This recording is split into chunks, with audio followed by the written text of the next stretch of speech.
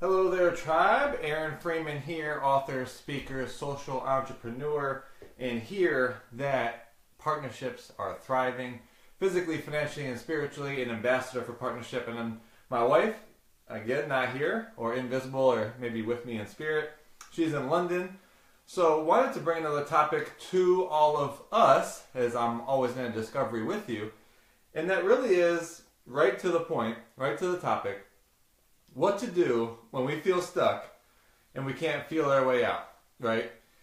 So let's look at how this looked each day. Have you ever really felt stuck? And what I mean by that is like your state, right? Your state of being went from being joyous and happy, being high, to now something has brought it low. Maybe now you're frustrated. Maybe you have some anxiety, whatever that might be. And if you're on the journey with us that we are, or on your own, you can really start to get that this whole game of life is really that we are not our feelings, we are not our body, we are not our thoughts, that we are the observer of these things. And yet, how often do we know that we're stuck and we know what's happening and that there's like nothing that is changing what's going on?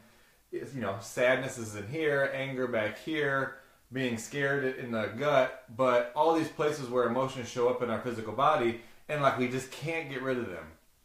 Am I just speaking to myself? Can anybody relate? Hopefully. So here's a funny story.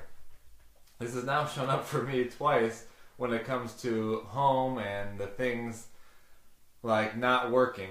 So this happened with my dishwasher, and this happened with my water heater yesterday, where it breaks, it has to be replaced. I won't go into the whole story. I have a home warranty. Basically, they don't cover anything.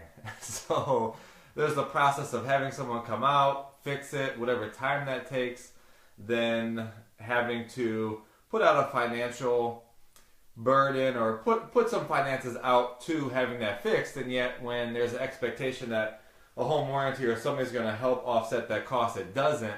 And that like definitely puts me in a state, right? A state of frustration. Now I'm thinking about finances and like what else I could have done with it, and like the missed expectation of someone saying that they were going to help me out, whatever that might be, right? So I really found yesterday with the water heater, my state really going down. And all that I know about that it's not my feelings, my thoughts are not me, I like just couldn't seem to get out. So Three things I want to talk about in these moments when we can feel this. We know how we should be getting out of it, and it's not making a difference. One, if it's with your partner, right? This is purposeful partnership, conscious partnership. If it's with your partner, maybe a little bit different than with another person, but still three main principles.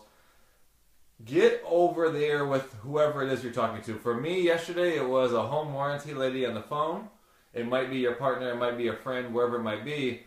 Try to get over there with them and see how this conversation is going with them. So this is how I did it.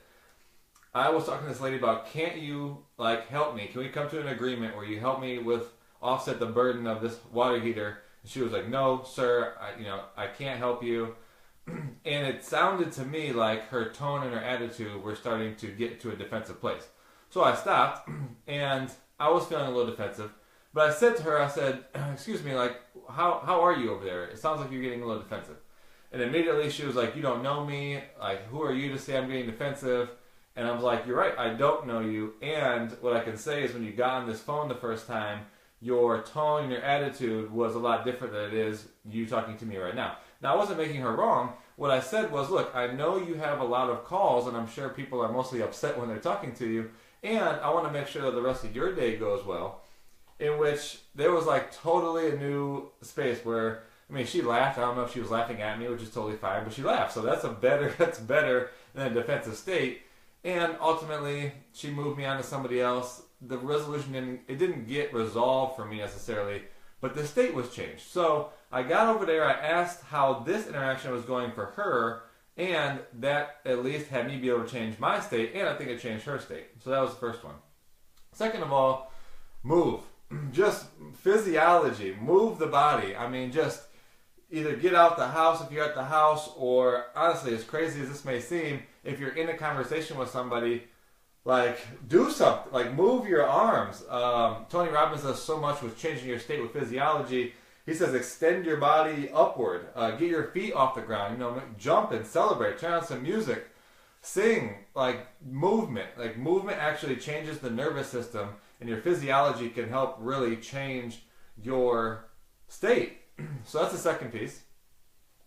Third piece is just to say it out loud. Say whatever is there for you out loud. And so for me, I have a great friend named Michael McPherson, and the situation didn't have anything to do with him, and yet I said to him, I just need to share some stuff with you. So me being able to share what I was feeling, what I was experiencing with him, not only allowed it to really circulate out from my physical body from what I was feeling, but as I say it to somebody out loud, rather than allowing it to ramble and scramble around in my head, I even get like how kind of ultimately stupid that it is, the thoughts and the concerns that I have.